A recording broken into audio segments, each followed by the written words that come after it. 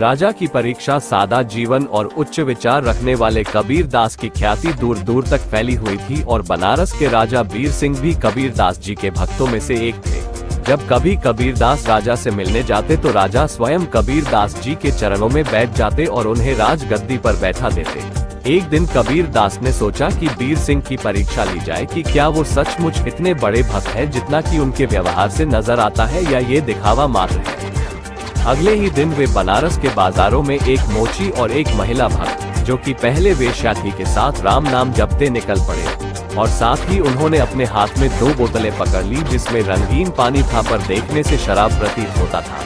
कबीर दास के ऐसा करने से उनके शत्रुओं को उन पर उंगली उठाने का मौका मिल गया। शहर भर में उनका विरोध होने लगा और उनके शाद की बोतलें हाथ में लिए एक मोची और वेश्या के साथ इस तरह शहर में घूमने की खबर राजा तक भी पहुंची। कुछ समय बाद कबीर दास जी योजना अनुसार राज दरबार पहुँचे। उनके इस व्यवहार से राजा पहले से ही मन शुभ थे और इस बार उन्हें देखकर वे अपनी गद्दी से नहीं उठे। कबीर तुरंत समझ गए कि राजा भी आम लोगों की तरह ही है। उन्होंने तुरंत ही दोनों बोतलें जमीन पर पटक दी। उन्हें ऐसा करते देख राजा ने सोचा, एक शराबी कभी भी इस तरह से शराब की बोतल नहीं फेंक सकता, जरूर बोतलों में कुछ और है।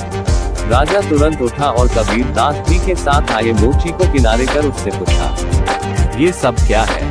मोची बोला, अरे महाराज, आपको नहीं पता, जगन्नाथ मंदिर में आग लगी हुई है और संत कबीर दास इन बोतलों में भरे पानी से वो आग बुझा रहे हैं।